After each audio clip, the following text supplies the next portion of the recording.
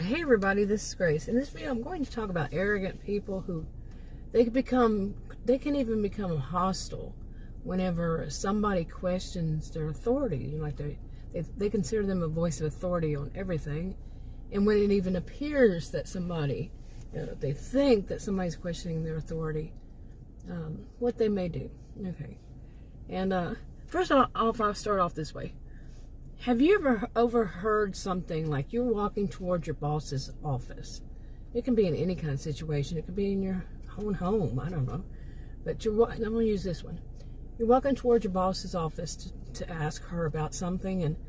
And as you're walking up, you hear her on the phone. She's talking loud enough that she says things like, what she says, and you actually overhear as you're walking, she says, I have to fire people as soon as I can replace them for doing XYZ. Is that what you're saying?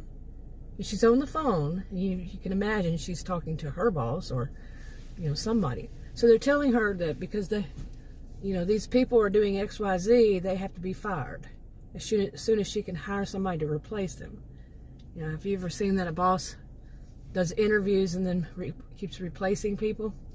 Around where I live here in Texas, north of Dallas, I always called them revolving door jobs because they would keep people, like a few months. And at one place I learned that what they did was to find ways to fire them on 89 days, because on 90, that's when they got all their benefits. They could get insurance and, time, PTO and all that kind of stuff back then. So I don't know what it is like today, really. Anyway, so imagine that you're walking toward your boss's office and you heard that. I mean, you just stopped dead in your tracks before your boss sees you, but you hear that people who have been doing XYZ are going to be fired, replaced, let go, however they want to call it.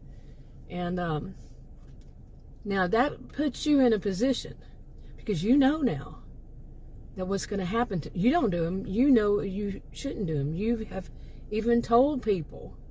In the office, you work in Cubeville, as I call it, and you tell them, you shouldn't be doing that. And they come back at you and they say, oh, you don't know what you're talking about. And they say things like, oh, you're just a worrywart, or you're just this, that.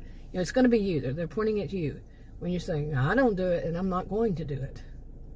Like it could be something that's illegal, something that's against company policy, anything in that kind of way. And not to do it, and you're not going to do it. Okay. Have you ever had that kind of situation, that you, for one, this one, you tell people, I'm not doing that, that's illegal or whatever. You shouldn't be doing that. Or you don't even say it that way. You say, I know better. I'm not doing that. This is the reason why. You explain it to them, the rule, law, whatever it is, and they come back at you. Now, some people listen. Some people have, gotten to know you a little bit, and they say, wow, I'm going to check that out. And they go and check it out. The other ones that are all arrogant and, just haughty, all that, they just, like I said, they're going to blame you somehow. They're going to point the finger at you somehow. They're going to say, you're just paranoid. You're just this. You're just that. Well, no, you're not. You just know the rules. You've been doing it long enough, or you have somebody that you can call and ask and verify that's a bigwig in it, something like that. And you do. You check things. Okay. They don't. Now I can say this happened to me, something similar, not this one. This is hypothetical, fictional, but that part. But it has happened to me before, more than once, even. Seriously, really, it did. And both of them, the things that they were wanting to do, it was against the law. And I had somebody I could call and ask and verify who knew the law and the rules, this kind of thing. And I even had to tell a boss that I was fairly certain they had put her in that position and knew she was so green to the whole thing. Two of them. One was the manager and one was a supervisor, I think, and the other one was a manager. I'm not quite sure, but I don't remember now. But I'm like telling, I told them. And then they called me, one of them, she called me in to ask me more about it. And, but anyway, what I did, I'm going to tell you flat out. I know the score. This was years ago, but I even knew it then. Or maybe it was even subconscious then. But I just, like, one of them was in Qville, and one was during a meeting, and I just flat out stated it. So, because everybody there needed to hear it. And you know how things go through the grapevine, or people want to change it around? Like if you tell a boss, they change it around somehow. But this put everybody's careers, livelihoods, all that in danger if they did it and they got, however, fired or whatever was the outcome. It put them in danger, and their livelihood, all that, like I said. And these people didn't care. But one of them, I think that they hired her, both of those, on purpose because they were green, naive. And, yeah, it was like, whoa, like that one that she was the supervisor. She was like, I don't know. And she was real snippy. So I'm like, screw you. And I told her boss, and her boss called me in, and I told her, this is why. And she was like, wow, really? They put her in because she was green. She didn't know what she was doing. That's what they did. They had a whole bunch of people who had been doing that kind of job for years who should have been promoted, but they didn't do it. And as I realized, after being there a short while, really short while, they did that on purpose so that people would do it anyway and put themselves. I even called the corporate office and they said, no, we don't do that. And I'm like, I listened to the man. I'm like, right. I could tell in his voice the way he spoke. I also am a social and behavioral scientist, and I took classes to learn about verbals and nonverbal. So it's, it's ingrained. Anyway, but it has happened to me. And, the other one, I just told the whole Qville, and, no, you can't do that because of XYZ and ABC and all this stuff. And, the boss, he was the office manager. He was an older guy who was that kind that says, would say things like chain of command. And I'm like, I didn't sign up to be in the military. I wasn't in the military. So it was an office job. Anyway, I just told everybody flat out, the whole room, the people who do that job, you can't do that. And this is why. He was like, no, the supervisor was there. He said, no, that's not true. I said, check it out. They did, and they apologized, and they told everybody, she's right, we can't do that. We have to do it this other way. And they were shocked. Right. Anyway, at least they put that out there, right? Okay. Anyway, I learned to be quite cynical at some point, because it's not really that. Like I said, I was a career student. I studied all that kind of stuff over and over. Some of it. And my degrees were in psychology and sociology, and taught at college and university. I was just a career freaking student, and I lifetime learner. And I'm not saying I'm perfect with all of it. Nobody is. None of us are perfect. And I know some people say nobody's perfect so they can continue to make mistakes, purposefully. I'm not one of those.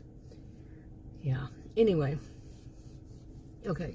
So this happened to me more than once. And guess what? It happened recently again, but not on a job, but on something else. And one of the things I learned from all that, like I was saying that people, how we had that expression. I don't know where you are. I live in Texas. We call it kill the messenger. Other people say some other people say shoot the messenger. Either way, okay. It's a horrible expression, but in a way, that's what it is you're going to be under fire, okay? You're the messenger. You tell people, hey, look, you can't do that, or this is what's going to happen, or whatever. It's not good news. They're going to, seriously, look at you and take it on you. I'll give you a funny example while I'm thinking about those jobs. The administrative assistant at the one with the Qville, one day, it was early in the morning. I always got there early. And on my schedule, I set my schedule for early.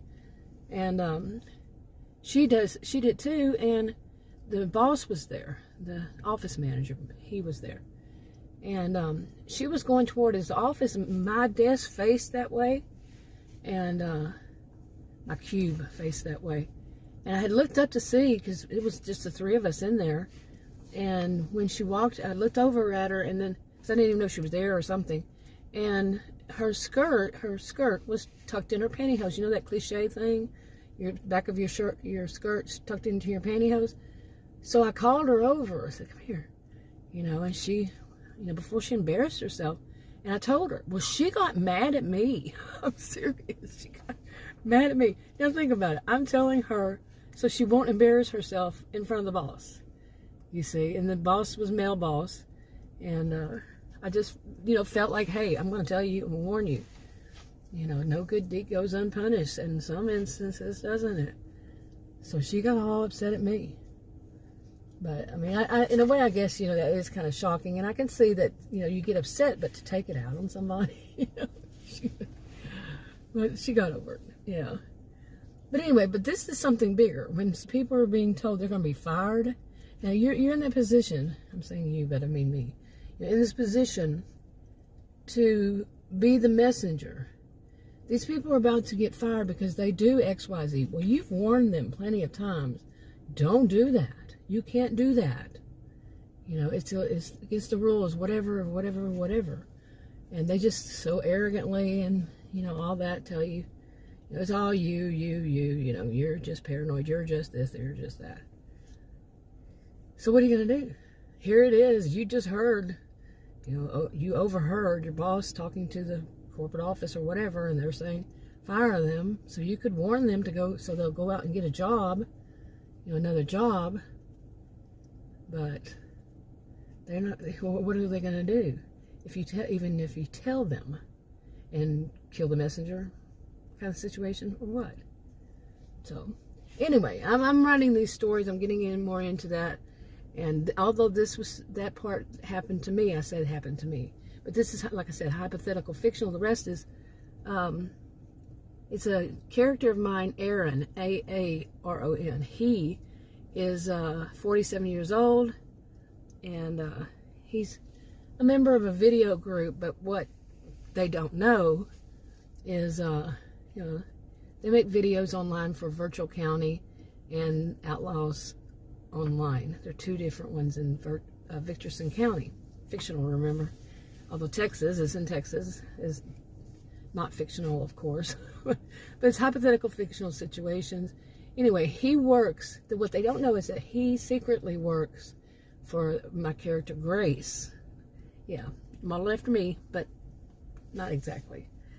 But he works for her undercover. And it's been a while since I've updated on this, and I don't know how much I said, but basically they're having trouble in Victorson County.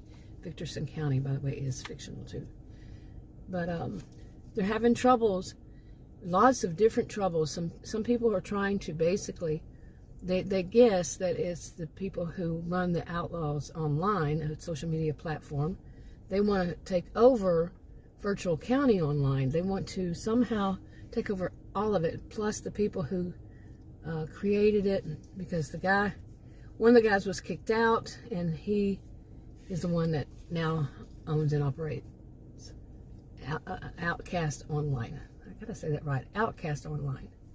And anyway, they're trying something. They don't know what, because it can't happen what they think can happen as it is, but they don't know that. Brett is the guy that runs that Outcast Online. He owns it, but he's kind of stupid, and anyway, I'll update more on those. But this guy, Aaron, he 47-year-old male, yeah, he is there he's within this group. It is his interest what he does online with the other people in this group, and he has tried to tell them, don't do that, I don't think you can do that, all the while. But he is also a private investigator for Grace, and I've mentioned her before.